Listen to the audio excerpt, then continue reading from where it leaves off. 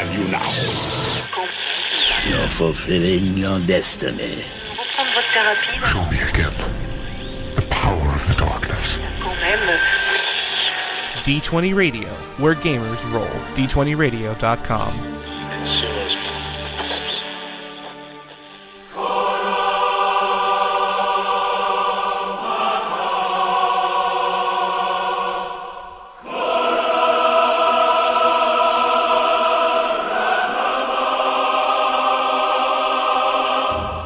Welcome, everybody, to the Knights of Ren, episode 201. That's right, we have started Season 2 with the brand new year and the tournament structure that has just begun. We are jumping into Season 2 of the Knights of Ren, and this week we would like to welcome Jay, Rick, and Chris from the Destiny Shapers tournament.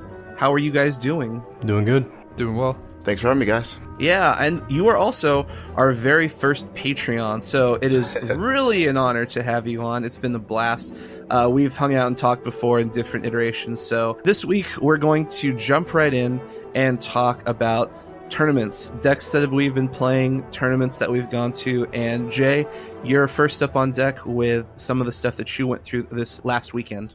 Yeah, so yesterday we had a sort of a double header of sorts. A friend of mine, Darryl McMillan, he got his company to sponsor a tournament for us at this System Pavers location. The entry was free. They provided food. The space was really awesome. There were pods for both Destiny and X-Wing. Got there early. I brought 2 decks. I had originally planned on playing my personal Trooper Phasma Ibala list that I'm quite fond of, and then I also had brought a Dooku Jabba deck, and my initial impressions were to play each deck, one in each pod, and sort of, try to sweep with both. I played Phasma Bala first in the first pod. Had some interesting games. I played against 3 Trooper Night Sister. That game went over a little quickly due to being able to get both DH-17s on Bala on the first turn. So he was basically just laying waste to all his trooper. Turn 1, I rolled 8 damage on his one shielded trooper and just punched him out right then and there, and then quickly worked through the rest of them. My opponent's comment was, "Well, that was my fastest game." A lot of people were sharing cards and sharing decks, so a couple of my opponents, unfortunately, between them and 2 other competitors, were playing, 80% of a good deck, because somebody got the force throws, somebody got the lightsabers, that kind of swapping around, and not everyone was running a full list. So, they still played their games well. I played against Vader Kylo, and unfortunately he had more defense than offense. So one of the issues I see in blue villain lists sometimes is over reliance again on I love the card Immobilize, and I'm sure we'll talk about it later, but if that's all you're doing, you're just dying slower. He wasn't really doing enough to slow me down, and so I was able to chew through Vader and chew through Kylo. And luckily, I actually have felt like Kylo was going to make more of a resurgence. One of the things I liked about my deck is that nothing in my deck costs more than 2. In fact, I often got Kylo'd over this event and kept drawing my 0 costs, which was pretty cool. Ultimately, I went 4-1. I lost to a Jango Veers deck. Gentleman played the deck fairly well. It was a combination of his dice were hot, mine were lukewarm. He got to choose the battlefield, and I made a severe play mistake where I had the best defense in my hand, and instead I played a holdout blaster. I actually did this once in each pod, where I played holdout blaster to try to go for some damage, rolled poorly, and then they rolled out and had enough damage to kill Bala before I could divert or guardian or best defense away any of the hits. So I lost Bala faster due to poor play, which again pretty much dismantles the heart of my deck. Against him, it came down to 2 rolls between who won that match. It was pretty good. We actually I kept trying to play around Jango. He kept passing and waiting for me to activate somebody when it was just his Jango and my Phasma. And I kept passing as well and trying to dig and make money and try to set up an insane tactical mastery play, but it never came to fruition the way I wanted, and he rolled higher than me. So it was good stuff. Yeah, by doing that, was he also then loading up Django, or was Django already fully loaded at the time? He definitely added an IQA, which I was hoping, because it's like, so here's one thing, that like, when you compare the Veers, Django to the Trooper, Balatik, Phasma lists, is like, when you look at it, a lot of people see like on paper that Veers Django does more damage, and while it's true that their character dice, have 3 damage sides apiece, I think people forget the importance of like what focus can do for you, because cards like he had Jetpack on Django, and actually that was one of the more frustrating parts of that match. Was turn 1 I was able to disarm a Jetpack and he rolled some money, so turn 2 he played another Jetpack and then he played both of his backup muscles, and I was like, well, this will be fun. Beyond that, I'm learning to like really value. I mean, I already loved focus, but it makes some cards make more sense to me. Like Veer's Django rolling Jetpack. Jetpack only has 2 damage sides. If you don't roll good, you have to discard. While when I have Jetpack in my deck, I typically roll a focus side, so I don't have to spend as many cards. And again, like when you're spending cards, you're usually spending good stuff to fix my dice and like more reliably get that +3 out. So, it's one thing where like, I don't want to use the word lucky, but I mean, it's kind of what it truly is. Like the Veers Django deck has the luck factor, and if you roll hot, then it's insane. While I felt like my deck has more of the reliability built into it, and I get more out of my upgrades and cards that I play that I need, more so based than what they can do. But of course, if he rolls the +3, he rolls the +3, and that's all she wrote. So yeah, Django Veers definitely has that oops I win that can happen more often than not, right? Right. And again, I want to commend my opponent. He played fairly well. I definitely have to still work a little bit on my tournament attitude. I can get a little salty. But he played it, he earned it. It was a really good match. And then I went into pod 2, and pod 2 was, or I guess flight 2, was 2 pods, and I was separated from that guy. So I was like, well, maybe my odds will be better this time. And I immediately played my good buddy Noel, who didn't make it to the earlier part of the event, and he dropped Luke Akbar against me, which I'd never actually played against. I've seen it a lot, but I've never actually placed my deck down across the table from that. And he rolled well, tons of shields, willpower, riposting like crazy, which is what I was really afraid of. I will fully admit, spoiler, he beat me, but I do think that deck is actually something that's really good against mine. It's killing Akbar doesn't really have too much of a dramatic impact. Like Luke is very tough on his own. He has tons of indirect damage with willpower and riposte that I can't defend ball as much as I like to, on top of him rolling 3s. He was always good at getting a staff or a lightsaber out very quickly. The first time we played, it came down to just my Phasma, just his Luke. Phasma was sitting on 3 health left. His Luke was sitting on 2 health left. After I had claimed the Separatist base battlefield, and I had Tactical Mastery in hand. He had 1 die left. He had 1 reroll. If he rolled the 3, he won. If he didn't get the 3, any other side on Luke wouldn't have mattered. He would have passed. We would have went into next round. I would have tactical mastered into backup muscle, claimed the battlefield for the win. But he rolled the 3 and he killed me, and it was rough. It was rough, but again, he played it super well. We had a rematch later because we actually in that pod had a 3-way tie. And since it was round robin, there's not technically strength of schedule, and we all had beaten each other. So one guy bowed out, and I played Noel again. And I can say, I rolled lukewarm. I mean, I picked up 5 dice, threw them on the table, and rolled shield, miss, miss, miss, miss. Ooh. So that was not fun. I actually punched the table when that happened. Oh. And again, that match was less close. I got his Akbar to 2. And then his Akbar leadership to Luke, and Luke came smashing into me again. I did not have enough defensive options to deal with sudden Luke all over again, and he beat me. So he definitively beat me.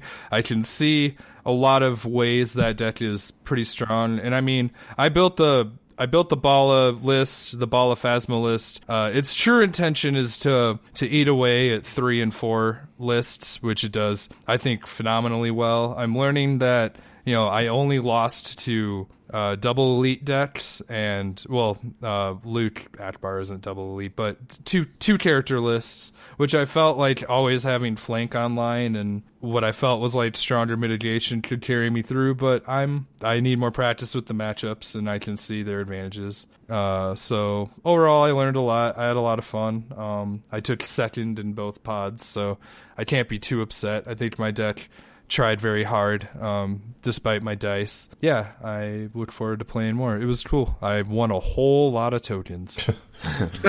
How many people were in each pod again? Each pod had 6. Or no, the first pod had 7 in the morning, and then one guy had to leave, and then the pod from the first event split in half to join 2 other pods where 6 new people had come and joined. So did they use the 35-minute timers and all that other stuff from the recent tournament rules guidelines?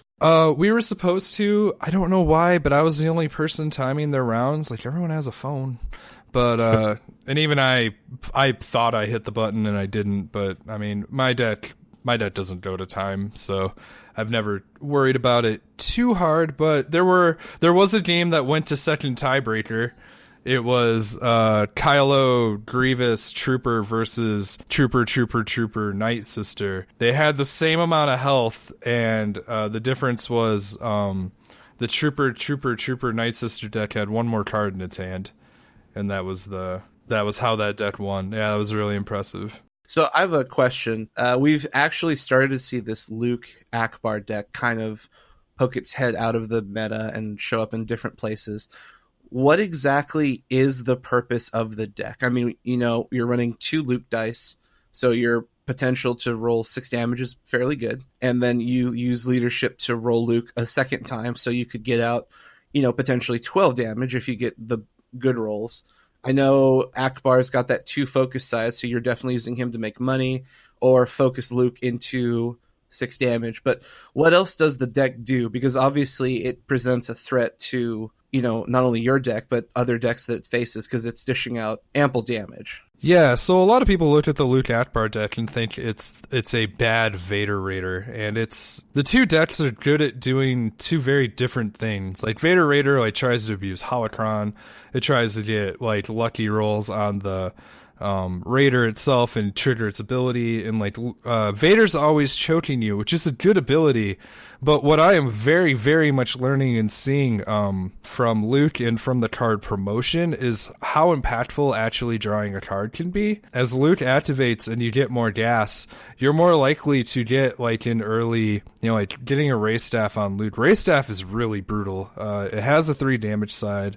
It has a removal side, so you can pick apart their stuff. Ray Staff was doing terrible things to me. That's a very good card, surprisingly. Well, not surprisingly, but just that alone on Luke was causing me enough turmoil, and it's cheap and reliable. But the thing is, so the Luke Akbar deck, Luke draws you cards. Luke himself has focus, so you're more likely to just, without needing to spend cards, flip one of his die to 3, or you can spend the cards that you're drawing in excess of to get the 3.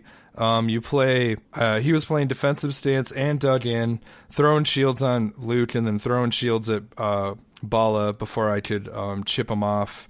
He was using Return of the Jedi to get Ripos back, or to get willpower back. Willpower also is Hero's kind of backup muscle in a way. And when Luke's sitting happily behind 2-3 shields, even field medic, Luke effectively in that deck has nearly 20 health, which is incredibly painful to try to chew through. I mean, you can do it. You should totally focus Luke first. I was blinded by my Balatik I kept thinking I could just erase Akbar very quickly. He was rolling focus fairly well on that Akbar, so I was trying to make that a non-thing. But again, like, the risk is if you don't kill Akbar, then they have leadership, and then it's, Luke.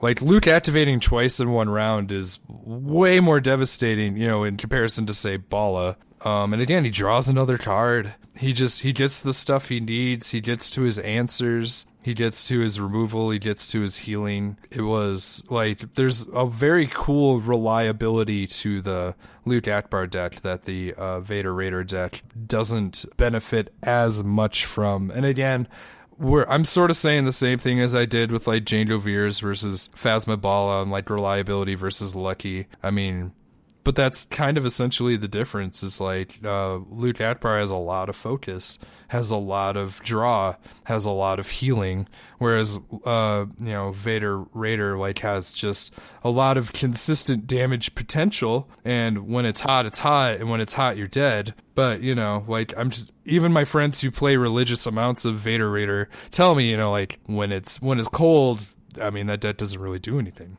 It's just the frustration of the deck of like, you cannot say that Vader Raider is reliable, but it's fun. That's good to know, because that's probably a deck we're going to be talking about here in the future, because I'm starting to play with it, and I've got like 2 friends who are also running it. So, I like Luke a lot, but I'm trying to find places to put him in. And so far, I've seen Luke and Akbar, and then I've been running Luke and Padawan. Both of those are fun. All right, so the next thing I wanted to ask you was, going through so many tournaments, so many games, what are some of your takeaways to relate to our listeners? Things they should do, things they shouldn't do, or just things to be aware of when you're in a tournament scene, like, hey, be aware of such and such. I'm a little surprised how much I see people forget what their decks do, I would say. Like, even my friend who was playing the Luke Akbar deck, I mean, heat of the moment, we're both, like, intensely paying attention, but, like, he missed 2 Luke activations for card draw, which, like, just kind of blew my mind. And I can't say I don't make mistakes. Like, I did not immediately ready my Bala in one of my games after a kill, and like sloppily did it later, which should technically, I mean, I asked my opponent if he wanted to call me on it. He didn't. But that was, it happens to everybody. I guess I just felt like maybe these people haven't played whatever list they're running like enough. So just like get those actions into habit. Because if you're not playing to your deck strengths, then you're leaving a lot of potential and damage on the table. Always another thing to do, take a breath and like look at all your cards before you claim the battlefield. People were like leaving one character like readied, like one opponent like just kind of forgot he had a stormtrooper, and it was like that guy can go, like he's not doing anything, but he has a die, and my opponent's like, oh yeah, because he was so focused on Kylo and he was so focused on Grievous, and it was like, you got another guy there, are you sure you want to claim the battlefield? Like, I very clearly have like 4 more actions to do. Don't forget you can pass. I was impressed with how often my opponents passed, because I think that is a very heavily strategic play that needs to be taken more to gain more information, or to see if they'll re-roll so that your defensive card play gets better. Like, sometimes if you roll out too aggressively, then your strategy is like sort of laid to bear, so to speak, and they can react to it more accordingly. One thing that's funny is playing against people who again are like sharing cards and like have limited pools was I got hit by dodge a lot because these guys had to use dodge to fill out their decks, and that was like, it's one of those like, oh yeah, it's a card, and so as I fixed my dice with focus, I then like lost my jetpacks to dodge, and I was like, all right, that's annoying.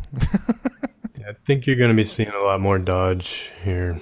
People like all over the Facebook groups, they're like, what do we do about Veers Django? What do we do about Django Veers? What do we do? What do we do? So people are going to start playing dodge and hoping that helps, when I don't think it really helps too much in that particular matchup, but you will see it more often. I still don't think you'll see a whole lot of blocks. It's just not as relevant in this current meta, I guess you could say. Yeah, surprisingly, I just had this conversation in testing about both block and dodge, and we came to the same conclusion. The meta right now is very favorable to heavy shooting range damage decks, and depending on like if Vader Raider and Luke Akbar begin to become a thing, maybe block. I don't know. What do you guys think? It's certainly not a bad choice. It's painful when you have the wrong one, air quotes, without sideboard, and like then the question becomes, do you run both? Well, that's a lot of slots in your deck. Do you run one of each? Well, that's you're like 50-50 in yourself at that point. But they both can be very strong. Like, that can't be understated. Sometimes you just literally skip your opponent's turn, and they're like, oh, okay, I guess I'm not doing anything now. Many good players aren't going to let you get them off either. You know, a lot of guys I know are going to resolve that melee damage right away when they roll out Vader or they roll out Grievous, somebody like that. So for some reason, you know, I don't know the math on this or not, but it seems like a lot more ranged decks are rolling out to try to, you know, get those plus sides than there is with the melee side. So I can see dodges over blocks generally. I just never. I don't think I've ever seen a block hit in the games I've played. Yeah, we had the same discussion too. Just because, like Vader Raider and Luke Bar, you're only really looking at 2 dice, 2 from Luke, 2 from Vader, and as soon as you roll them, you essentially have 1 action before they're going to resolve them. And we had the exact same thought about the shooting decks. Is, you know, when you're running like four stormtroopers, you're running Balatique decks, you're running Veers Django. A lot of people are sitting on 2 or 3 ranged sides in hopes of getting a big burst of damage. And like you said, they're not resolving, you know, 1 die or 2 die. They're trying to get like 4 or 5, whereas melee is not nearly as consistent. So, you know, we're all kind of on that same wavelength of it may work, but it's probably not the answer at this point in the game. The other thing to think too is you also have to remember it's weird to rely on cards like block and dodge only insofar that set 2 will probably give us options that we won't need those. But I mean, again, play what you like, and if you make the call, or if you know your meta is, you know, if all your opponent, if everyone you know is playing like ranged lists, then like, yeah, throw dodges in your deck. Like there's no risk then. But you know, just try to get an idea, try to get a look at the field, and again, they're not bad cards. I did want to mention that Luke's ability is a mandatory trigger. Luke has to draw the card. Well, it's not like Vader where it's optional. Just for the record. Oh right, yeah, that's true. So your friend should have drew the card. I mean, you know, this wasn't an official term or anything of that nature, but he must draw that card. I'll remind them in the future. I might actually start playing that deck too. I was really impressed with it. The other honorable mention, the guy who like 3-way tied with us, played a very, very efficient Poe hired gun, and like he was dropping Millennium Falcons, he was thermal detonating like he had 100 of them. The only thing that was funny though was in one of our games he got the Falcon out turn 1. It was sick. He did he rolled the hired gun, got the resource, he hit and run with Poe's special, dropped that bird, and then for 4 straight turns he only rolled the 3 discard side. Oh. I was like, I'm not even gonna mitigate that.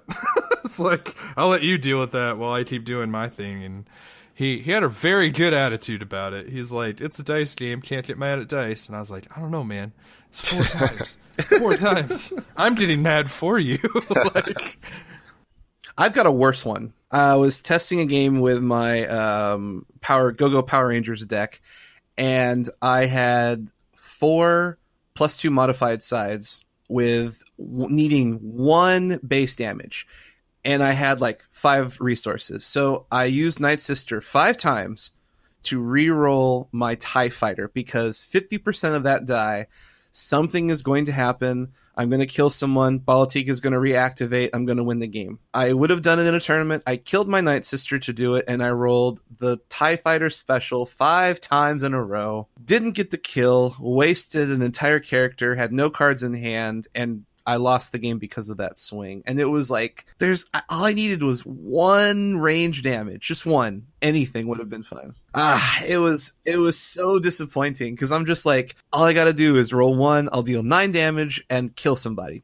Problem solved. couldn't get it. And the worst part was it was the same special over and over and over. I'm just like, oh my Lord, why? So yeah, I feel his pain. I'll get in that red too. I don't know. I mean, I think there is something to be said about like making sure you grab the dice. This might just be, I don't know, like what do they call it, a hex or something like that.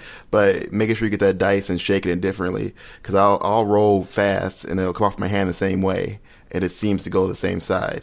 So if I roll twice, I roll a blank or whatever, something I don't want, I'll make sure to really get a good shake in there, because I think it makes a difference, man. Maybe it's just mental. I don't know. That might just be me. That could be. And something to say, I definitely want to say this to the listeners. Just because bad things happen in games you play doesn't mean you're a bad player. Just bad luck happens. If you believe that mathematically you would have made the right decision and bad stuff happens, that's okay. Don't second guess yourself. Trust your judgment. Trust your math. And use the force. But don't get discouraged if something funky happens like this. Just keep on going. And, make the best of it. Definitely. I mean, not to counter that statement, but definitely do take a good hard look, though. When you do lose, and was it dice? Like, should you have averagely done better? I mean, there's two ways to look at it, but like, be mindful that Sudi's still correct. Like, be mindful that you may have lost just from the fact that like the dice or the cards weren't on your side, but always take a hard look at like cards and how they're performing. I should point out that again, like, after we finally named the deck and we posted the list, I've since made another change to it, which was I believe the list has 2 Duggens in it and a leadership, and never once playing this deck have I used leadership, so I cut that. And I don't often have the battlefield, so 2 Duggens felt superfluous, and I was playing probes now. And probes have done a lot of work. I love that it's free. I love that it's cheap and easy. So another awesome option to be added, and it played fairly well. So if you're looking at that deck and maybe you don't like a couple cards in it, think of probe. Yeah, I'm definitely liking probe in my villain decks. So now we want to talk with Christopher, our guest. He played in a 54-person tournament out at the Fantasy Flight Game Center hosted by Destiny Shapers, and you won the whole thing. So big congratulations, sir. Nice job. And for those of you who are listening, we also started a Patreon, and he is our very first one. So big thanks for helping support the show. So we want to... That's what I call karma right there. Yeah, right.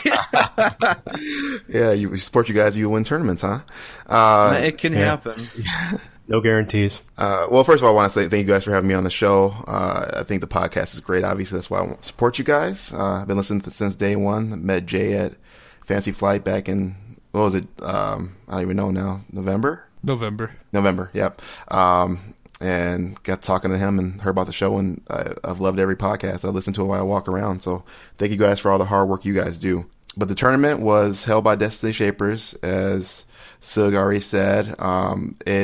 The people that run Destiny Shapers, Michael Reynolds, he's one of the moderators for the Facebook group. He's the one that organized the tournament, and him along with Bowie Sessions, who's another person in the Destiny Shapers group. And Bowie was the marshal for the event. So I think technically Michael was the organizer judge and Bowie was the marshal under FFG rules. But it was at the Fantasy Flight Event Center here in Minnesota, the great state of Minnesota. It was 4 Swiss rounds. There was 35 minutes rounds. And then the top 4 was best of 3 in 90 minutes, and top 2 was the same. So I played eight rounds throughout the day. We got started about noon. We ended about, I want to say 5:30 or 6. My deck was Vader, Elite Jabba. So Vader comes in at 16 points with 1 dice, and Jabba is Elite version with 14 points. So I put you right at 30. The battlefield I run is Imperial Armory. And that is I should get the exact wording, but basically it's play a card from your hand, play an upgrade from your hand, reducing the cost by 1. And I do that because I've played a lot of different battlefields over the course of playing this game, and I found that this one I don't care about as much. It's nice if I get it and I get an upgrade out of my deck for cheaper, and hopefully it doesn't help the other person that much, because my deck is, I should say that first, it's a mill deck. half, 50% mill, 50% crime lord. So I'm hoping to either crime lord them or I'm hoping to mill them. And my third win condition is damage. So if my mill's going well, they won't have any cards in their hand to play out if they claim, is my thought process. I used to run the Lothal, the discard from the top of your deck. And that's obviously that helps you mill faster, but I found with this deck I move slow, so a lot of times I was going to mill myself because they would claim before me. I've run the special, I think Emperor's Throne Room, because I have a lot of special sides, and again, people were claiming before me and using their own specials because I wasn't getting there fast enough. So I think a big change that helped this deck out was actually running what I consider one of the neutral battlegrounds, and you guys talked about that during the last podcast about how the battlegrounds can be either really helpful or neutral. Yeah, I think it's a good choice of a battleground here, because when you're saying you're milling your opponent, you're not doing it in the traditional sense of milling from the top. You're making them discard their hand every turn. That means that this battlefield is essentially blank for your opponent most of the time. So event cards, there's 12 events in my deck, and this will be posted, I assume, by the Knights of Ren, and it's on Card Game DB, by the way, guys. So and it's public information. I don't care if people see it. So the events are 12 cards. So 2 times Ace of the Hole, 2 times Electroshock, 2 times Enrage, 2 times Feel Your Anger, 2 times He Doesn't Like You, and 2 times Unpredictable. So I won't, I don't know if we want to go over each individual card. I will mention the Ace in the Holes. They pair obviously with my upgrades, which are coming next. And Ace in the Hole says that you can roll in a die, upgrade die, into your dice pool, and if able. So that's paired up with something like Crime Lord, which is one of the upgrades, one of the win conditions for my deck. And it only happened once during the tournament, and I'll get to that when I go through my report. But you can basically, Ace in the Hole, Crime Lord, get the Crime Lord dice into your dice pool, hopefully after the other person's passed. And then if you hit the special and have the 5 resources, you can Crime Lord without having to pay the 4 to actually put it on a character, and without actually needing to meet the requirement of having yellow character to put it on. So that is an important card. It also pairs well with Thermal Detonators. I'm trying to think back. I don't think I played Thermal Detonators on a character the whole day, but I know I aced in the hold at least 3 times. So I didn't run that card in the past, and that really helped smooth out my deck and get those dice out there for some hard hitting turns. And the thermal detonator, you're using that for the discard side, or you say you're not really trying to damage people as your primary win, right? You're just going for that 1 and 2 discard side. Right. It has 1 and 2. Exactly. You're exactly right. And I did use it. I did ace and hold it for damage twice, just because it made sense. You end up doing damage over the course of the game just because of the dice you have, or force throws or things of that nature. So I did end up doing it for the damage twice over the course of my 8 games. The reason the card's in the deck is for the mill sides. The other cards in the event suite there are really the basic control cards. I don't love the reroll control cards. I do have Unpredictable in there just because it's ambush and you can use it on your own dice. I've Unpredictable my own Crime Lord into resolving it before they could disrupt my money. So it's soft control, and it has other uses outside that. But things like Feel Your Anger, that's one that I still feel that's one of the best control cards in the game. Just because you go against somebody like Han Ray, or somebody that's going to roll a lot of dice, and they're going to end up having a lot of blanks, and you're going to remove those dice, and that's it for 1 cost, and it's so efficient. So that's basically the event cards. Then the upgrade cards: 2-time Crime Lord, 2-time Data Pad, 2 times Force Choke, 2 Force Throws, 2 Hunker Downs, 2 Immobilize, 2 Mind Probe, 2 Sith Holocron, and then the 2 Thermal Detonators. So obviously I took a lot of, I feel personally that you want at least, 6 to 8 blue upgrades to pair with those hologrons, just so you're making sure you're getting the holocron and actually getting use out of them. Things like Force Throw. I think Force Throw is the only one that doesn't have discard sides. Force Throw and Data Pad, and Crime Lord. Everything else has a discard side. The reason Force Throw is in there because it's a blue ability that gets in by holocron, and it's just one of the best damage mitigation cards in the game. Throw their dice back at them, throw their 3 back at them. get it off the table, get it to not hit you. So force throw is amazing. Force choke has a discard side, can turn a dice to another side. Immobilize does not have a discard. So that's another one that does not have a discard. I don't believe. I should look that up. It doesn't. It doesn't. Okay, thank you. But immobilize is there because it's always control. So I always, you can always use the action to turn a dice to a blank. Pairs well with feel your anger. The rest of the cards should have a discard side. So that's the deck. Like I said, I had 8 matches over the course of the game, 4 Swiss rounds, which were just one game. My first game was against a Han Ray player, so Elite Han, Elite Ray. He was a newer guy. I haven't seen him around the event center. I should mention I play at the event center every Tuesday, which is really nice and lucky for me. So you guys should feel jealous. It's a great place. We are. Great food. I don't know. Yeah. Great food and great beer. So I'm a big guy as well. So I like to, it's a good place for me because I can spread myself out. So it's amazing having that in Minnesota. So I haven't seen this guy a lot, but he's playing Han Ray. I like to talk a lot, as you guys probably can tell. So I talked him up a little bit. He played a lot of Magic. He just got into this. He actually worked for FFG. So I don't know. I didn't ask him what he did for FFG, but he was an employee at FFG, which is really cool because there was at least, we'll get to this too, but there's at least 6 employees there. And Lucas, the main game designer, was playing in the tournament. So that's pretty cool. You can't beat that. So he was an employee of FFG. I don't know what he did. I don't think he works on the game, but just a typical Han Ray deck as far as I can tell. And I actually was in trouble early in the game. He went for Vader, and did some heavy early damage to Vader that I couldn't control. And Vader was going down probably, I'm guessing, round 3 or 4. And I aced into hold Crime Lord, and after he passed, and then I got it off. And I actually messed up because I had a focus out there. We were just talking about how important focus symbols are, and I spent the focus to do something else the turn before I ace and hold it in. And I did that because I wanted him to pass, and I just wasn't thinking ahead far enough. I probably could have done something else, to stall. Because the worst thing to do, obviously, would be to ace in the hole, and the Crime Lord die, and then for them to remove it. So that was my stall tactic, was to use that resolve. But obviously, if I would have waited and done something else, I could have used the focus to turn the Crime Lord to the special.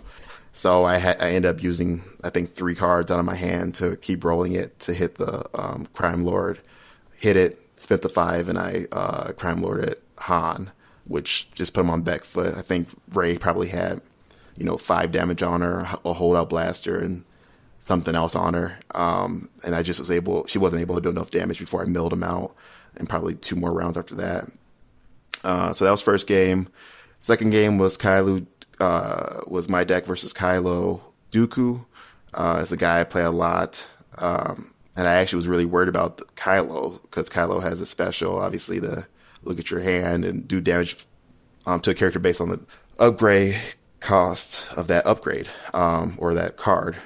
So I run Crime Lord, which costs 4, and I run just a lot, Force Choke or Force Throw is 3, Mind Probe is 4, so Thermal Detonators 3. So I have a really expensive deck. So I was very nervous about that. The one time he rolled his special, I was able to control it. I think I electroshocked it away, so that wasn't a concern. I had a Crime Lord in my hand at that point. And I was just able to really control the game, the pace of the game. This is the one game I didn't draw holocrons in my opening hand. Every other game for the whole day, I drew holocrons in my opening hand, and I put them out right away for good effect. This game, I didn't see holocrons till late. So I remember I actually put Immobilize on Vader turn 1 and put a second Immobilize on Vader turn 2. And that just slowed the game down a ton. So I was able to stall out and mill him out. So that was another mill win. I don't think I Crime Lorded anybody that game. My third match of the day was versus Elite Luke Akbar. I actually killed Akbar turn 3 or 4 with damage, which was surprising. Just from force throws. I forced through damage back into him. And I think I ended up with the Mind Probe doing the 3 damage for 1. And Akbar has 9 health, I believe. So I was able to, take him off pretty early. With Akbar Garon, he wasn't able to do leadership. He wasn't able to do some of his tricks. He didn't have the 2 focus anymore. So Luke wasn't doing enough damage to me to make it really matter. And again, that was another mill win, well before time. And actually, most of these games, I'm going over very fastly, but I'm at least milling. I didn't do the math on it, but I'm at least milling 3 cards per round, because Vader is always a constant 1 mill, right?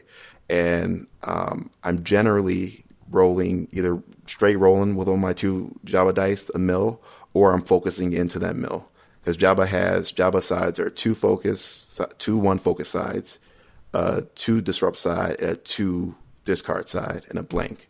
So commonly, I'm rolling most times 2 focuses with Jabba, and I'll use one of those focuses to focus the other one to a 2 discard side. So I would say, 80% of the time, 80% of the round, I'm getting 3 cards out of their hand. The problem with that is it's slow. I end up, if I have to focus into the discard, they see it coming.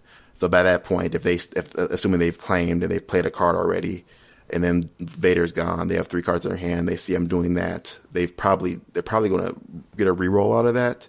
In a lot of situations, they'll have 2 cards in their hand, see my 2 discard and reroll, which makes sense. The dice they want to reroll and force me to just discard the last card, which I'll still do. I have no problem doing that. I think a lot of people will, at that point, try to change their dice to get something better out of them. But my whole point is to get all the cards out of their hand as fast as possible. There's a lot of cards in your deck that they don't necessarily have discard sides on them, but they kind of feed into that strategy. Yep. So cards like Feel Your Anger, where you're counting their blanks and then discarding other dice, and you can use that to just leave them with blanks that they're obviously then going to discard to reroll. Right. Same with Immobilize, turning it to a blank side, or any side that's bad on those 4 or 6 sides without the blanks. Mind Probe kind of tricks your opponent into discarding cards to be able to mitigate the damage from the special, even though that's probably not what you're using this card for the most part. Things like that. But it's true. Yeah. I mean, if you force them to electroshock your force choke or something like that, or your force throw, because they're scared of that on the table, that's discard, that's getting a card in their hand, right? So game 3 was actually against Lucas Litzinger. I can't say his name. Lucas Litzinger. I say him every week, but I still can't say his name. He's a great guy. Again, he's the designer of the game. Awesome dude. Comes to play with us at the FFG most weeks. And he was playing Hero Mill, which I was very worried about, because obviously he's a great player because he made the game. So it was Elite Padme, Rebel Trooper, and Hired Gun. And I asked him why you see this deck a lot with Rey slotted in there for the blue cards, such as Patience and things like that. And he said he had the Hired Gun for money and for the health. He liked the 9 health off of the Hired Gun. So that was what the designer of the game said. He did great with it. And obviously, before that, this was 3rd Swiss round, so he was undefeated and I was undefeated. And it was a bruiser of a game. We were both, we knew it was going to be pretty early. We knew it was going to be a mill victory for either one of us. He actually took out Vader. I'm trying to think of how he just ended up getting enough damage on Vader throughout the course of the game. I think he did a few 3 for 1 money off the Hired Gun, and I think Vader must have died around 6 or 7. And one of the key points in the game was Vader's death, because the Hired Gun had a thermal detonator on him. His Hired Gun had a thermal detonator, and somebody had a focus. Let me see. The trooper doesn't. Padme has focus. Okay, so Padme's focus die was out there. 2 focus, right? Yes. So he used 2 focus to turn the trooper to something, maybe money, and Hired Gun had already rolled out, or the thermal detonator had already rolled out special. So, and he just changed that or left it to the special, or changed it to the special. And in hindsight, he could have turned the trooper to 1 damage, because that's what was left on Vader, and then turned the Hired Gun to money, if that's what he needed. But he decided to do it the first way, and he blew up the thermal detonator, killed Vader, put 3 damage on Jabba. That was the first damage on Jabba. But then he got rid of the thermal detonator, which was a good discard card for him going into the last rounds of the game. And it came back to bite him because it ended up, a few rounds later, however long the game went. This was one of the longer games I had out of 35 minutes. I had 2 cards in my hand, and he had 2 cards in his hand the last round of the game, and I rolled out and got a whole bunch of discards. He rolled Padme out the only way, he had no other upgrades out that had discard size because he got rid of the thermal detonator. So the only way he can mill me at that point was to hit both mill sides on Padme, and he missed. So then I take the cards out of his hand, so he has no rerolls left, and he has his higher gun and trooper left for damage. I think he had to do something like 6 damage, whatever it was, whatever the amount was to Jabba, it was doable with perfect rolls, and he didn't get the perfect roll. So that's how I beat Lucas. It was a super, super close game. I should also mention the turn before the last turn, he had cunning, and he actually discarded to reroll his cunning dice, because if he would have hit a special on either one of the cunning, he had 2 cunnings out, he would have been able to trigger Padme's ability to mill the last 2 cards in my deck, which would have had me lose the game. So he had whatever that was, like mathematically, 2 in 6 chance, I guess, of hitting the specials, and he would have won, but he missed that as well. So it goes to show you, like, one small mistake, the choice to get rid of the thermal detonator had a huge impact over the course of the game. But it was probably my closest game of the day, and it was super fun to have 2 mill decks battling out like that. So that was my 4th game. So then that got me into the top 4 match, which was against another Han Ray deck. And a very good player that I play a lot of in the cities.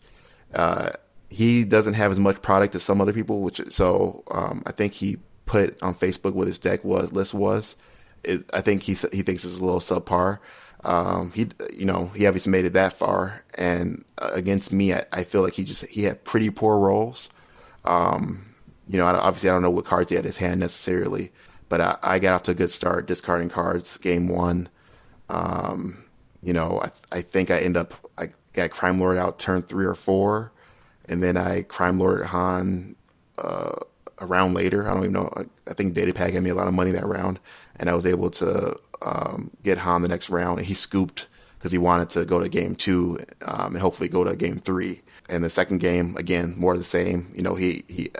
He might have went off tilt a little bit, because his rolls weren't the best. And then I just was controlling everything, getting rid of all of his unmodified dice, so he couldn't use the modified dice. Go ahead. The Han Ray deck does have a little bit of trouble with having consistent rolls, being that with Ray's dice being focused towards melee, but you're doing a lot of ranged upgrades in there. So anytime, it seems like a lot of times that these Han Ray decks or Han Ray matches are kind of falling to just poor rolls on the Han Ray player. And once you get rid of Han, it's really rough for them to be able to get consistent damage out of Ray. I mean, yeah, it's really nice when you get 3 actions from Ray, right? Because you put an ambush on her and then whatever else, and you get to go roll somebody else and resolve without all that damage. But if you roll out a ton of blanks, and you need to fix your hand, so he also ended up discarding a lot of cards himself for rerolls, and that just feeds into my mill strategy, really. So both games, both those games ended pretty quickly.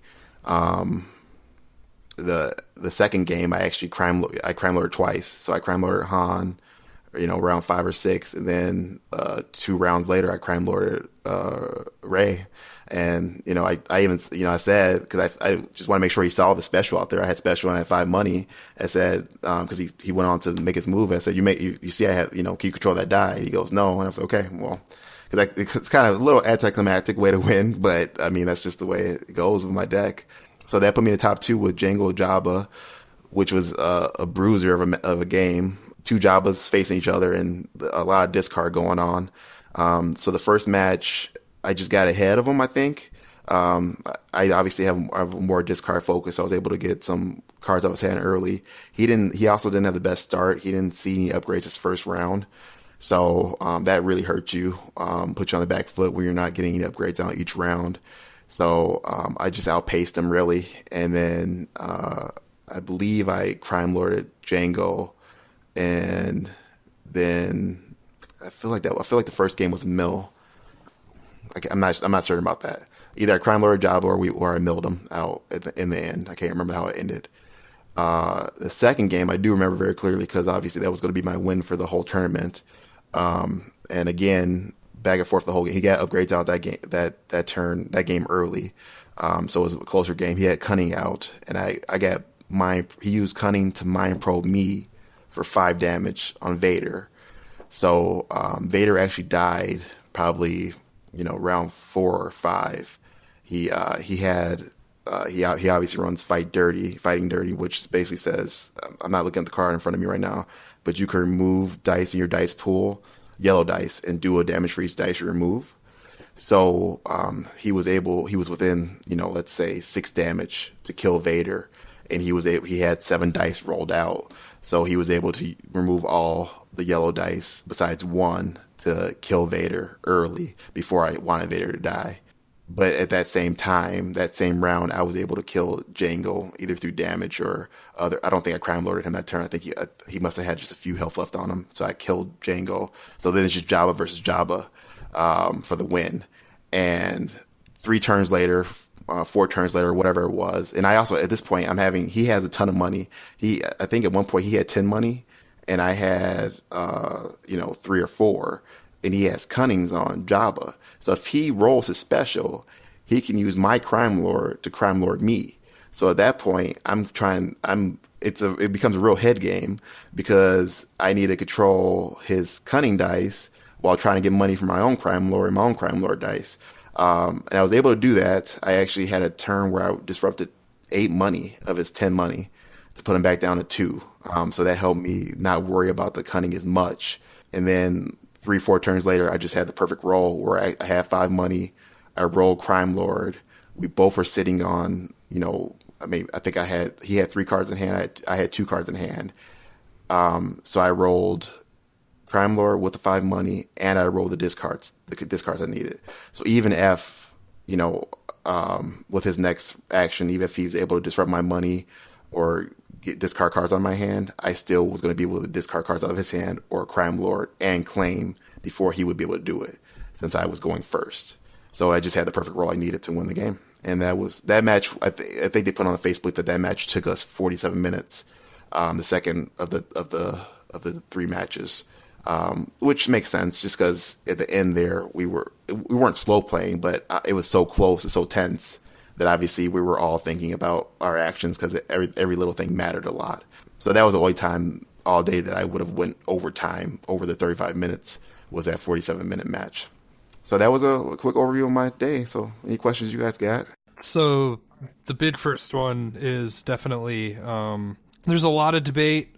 We've talked about it on the show, but there's a lot of debate. Vader versus Dooku. With Dooku, you get 2 dice versus Vader's 1. Vader has the automatic discard and the inherent more health, depending on how the game goes.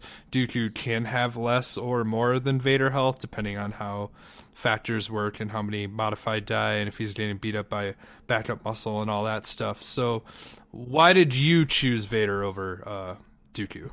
And I play every Tuesday, Thursday, so I test a lot. And I should say my card game playstyle is when I first saw Jabba, I was so happy that there's a guy in the game that just looks just pure control, right? Like those sides there's no damage there. He's just going to control you. You could pair him with somebody that does damage, but in my opinion, you're going to move him, try to build a deck around him to control, and that's what I love about Jabba, and I love that just generally card games. So I have tried Jabba Dooku, and I like it a lot. In that deck, you can roll.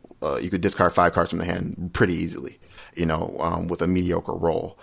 And as you said, Dooku effectively can have as much or more health than Vader.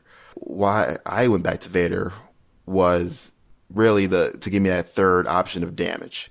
I found that even if I load up Dooku with his upgrades, he's still not doing as much damage as a loaded up Vader is. The other main reason that I went for Vader over Dooku was in my testing, if you see Dooku and Jabba, they always go for Jabba first. I mean, I think, I played 10 games and everybody went for Jabba first.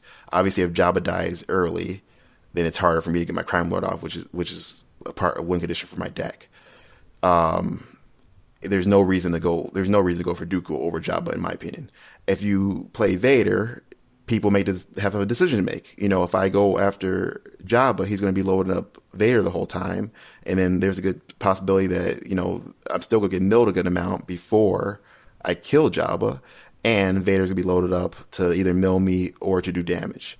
So I would guess in most of my games for the Shapers tournament, actually most people went for Vader first, and I don't think there is a good decision there, which is the whole point of the deck, right?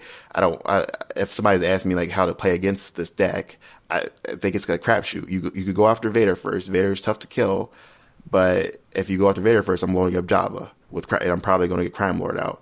If you go after Jabba first, he's a little bit easier to kill. Most times I put 2 shields on him, so he has 13 effective hit points, just like Vader does. And I can put Hunker Down on him. I can, you know, I can control your dice, so he can live just as long as Vader can. And then while you're going after him, I'm not going to put Crime Lord on him right before he dies, but I probably can still get Crime Lord on him if he hasn't taken enough damage by turn 3 or 4, and still Crime Lord you, or I'm still going to ace and hold Crime Lord. So, you know, those are the decisions you have to make. I just found that people always going after Jabba and me not having as good of a backup as Vader is over Dooku is the reason why I went for this deck. And you know, the consistent discard out of the hand, it does smooth out the discard. You know, while Dooku Jabba, you know, you can end up with more discards facing dice, getting more discard out of the hand. You know, always getting 3 discard per round, no matter what. And that consistency matters over the course of a game. But I still love Vader Dooku or Jabba Dooku, and I want to try to make that work better. It's hard when people, you know, when you can't protect Jabba as well with Dooku as with Vader. Before we move on, I did want to say I'm really impressed that your finals match was against a pure yellow Jabba Jango. I found that really interesting. It's really cool that a lot of people talk about like, oh, you know, like pure yellow isn't quite there, or like set 2 will probably like put it where it needs to be. But it's cool that your opponent was able to carry that through. I'm super interested, obviously, in your list, which you shared. I'm interested in that guy's list too. That's really neat. Because Dirty Fighting is a cool card. He shared his as well too. It's somewhere buried on the Facebook thread. He basically said it's the same as my deck without the blue cards, obviously, and and he put in, you know, things like Fighting Dirty. He had Crime Lord. He had Ace in the Holes. He had 1 backup muscle. Cunnings, which is, you know, another great card in pure yellow. I mean, Cunning is a great utility card, and be able to use their special is brutal. So I was mind probed, I think twice for 5 damage throughout the course of the day, which is one reason I might take mind probe out of this deck, just because I have it in there for that 2 discard side mainly. I hardly ever, because I'm discarding cards on the other hand, so I hardly ever get the damage out of it, or I don't want the damage out of it. And people are using Cunning against me and doing damage because I hold cards in my hand more than they do. So it's Cunning is a bane of this deck, and I always am fearful when I see that get put on a guy. Is there a reason you don't run Cunning? That's the like most like noticeable omission from your list. Yep. Again, I mean, it would have to go on Jabba because it's yellow only, and I already have Crime Lord, which is yellow only, and I have Thermal Detonators, which is spot yellow. So I just felt like a third card that I couldn't use if Jabba went out early was too much. That's mainly the reason why I don't use it. It definitely could be slot in there for, you know, immobilize if that's not your play style, or even maybe I'll put it in there instead of Mind Probe. So I don't know. It definitely could find a place. Another card that only can go on Jabba concerns me. Yeah, that makes a lot of sense. It is cool if you were to say like swap it out for Mind Probe. Like Cunning also has a discard side, which is pretty sweet. So, but yeah, no, I want to state like everything about your deck like makes sense. I know we've sort of leaned on the Dooku side, but like, you know, like full congratulations on kicking butt, and like, yeah, like good stuff, dude. I will. I mean, I can mention. I don't. A lot of people are worried about mill in 35 minutes. I was worried about that.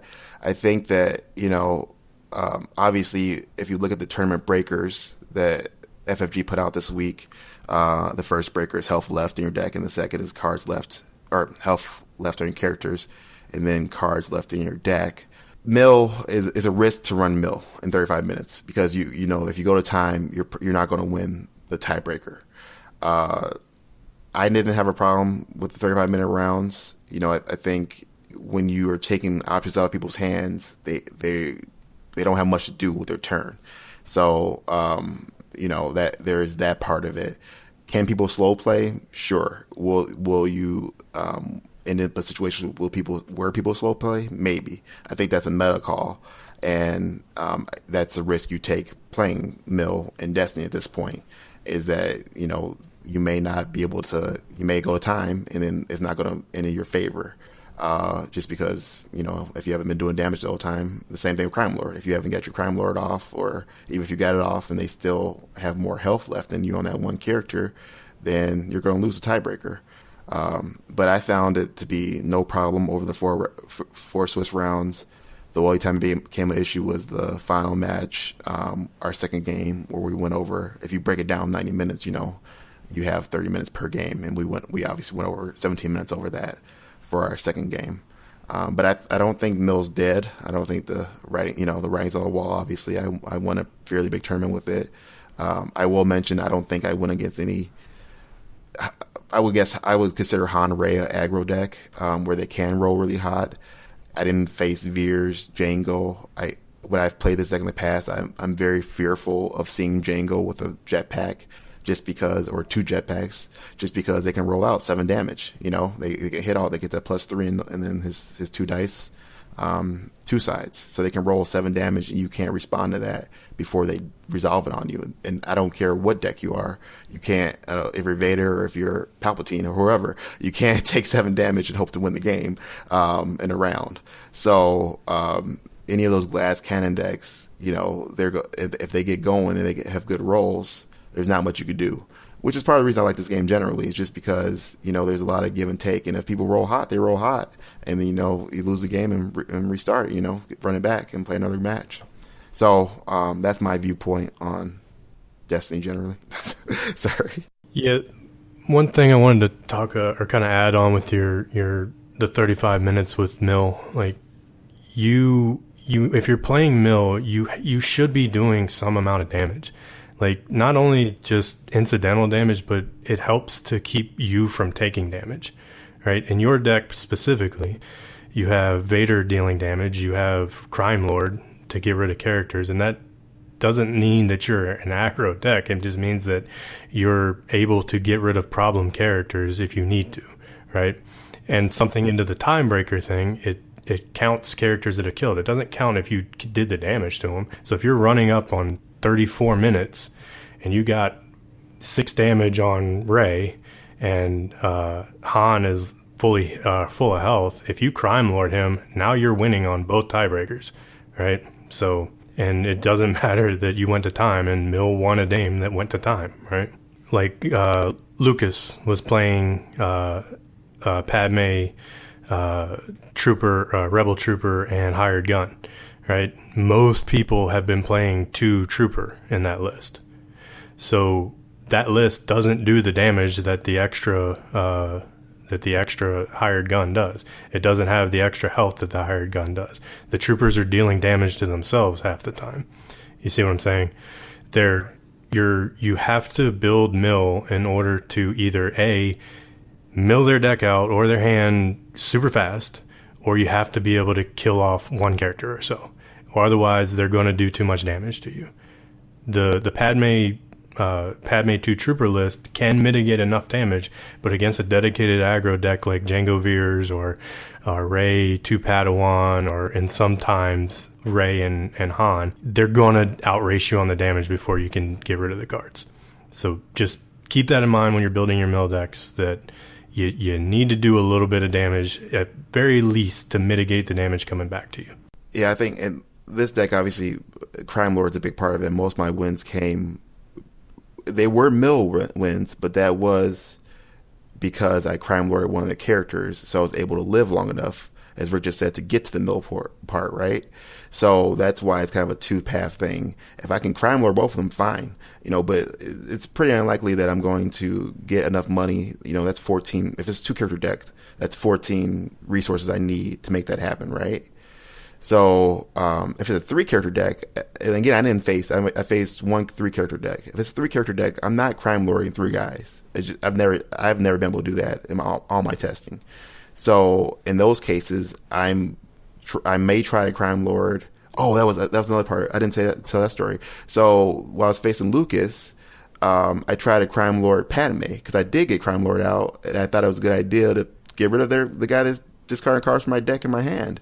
And so I hit the crime lord special. I have 5 money. He doesn't control it, so I crime lord Padme. I end up passing at some point. He has 1 resource on the table, and I claim I'm not passing. I'm claiming the battlefield. He goes on to roll out a higher gun, get 2 money, and then put second chance on Padme. And so so the crime lord goes off, and then it actually heals Padme of any damage she had on her, because it heals 5 damage. So that was very, very brutal, because what I thought that I had Lucas, earlier in that match, if Padme went away, there was no way he was going to be able to mill me, and there was no way he was going to be able to do enough damage before the game ended. But Lucas had tricks. So anyways, that part of it, my deck is not going to, I don't know any deck that's going to crime lord 3 characters. So when I see 3 characters center across from me, I'm going for the mill win. So you should know that. You should know when you're facing a deck like this, if you have a 3-character deck, they're probably not going to be able to crime lord all your guys. They're probably going to, if they try to crime lord, they're going to try to crime lord the guy that does the most to them, and then they're probably going to try to mill you out. That's another strategy too. And this, I like this deck because I feel like I can play 2 different ways depending on what I'm sitting across from and how they respond to me. If they go off the job, I'm going to play one way. If they go off the Vader, I'm going to play one way. If they're playing mill, I'm going to play another way. So you really, in Destiny, even though they're fast games, you really have to be receptive to change your game plan based on what's happening and based on round and round what roles you have. All right, that sounds great. Awesome. Thank you so much for that tournament report, guys. We really appreciate that.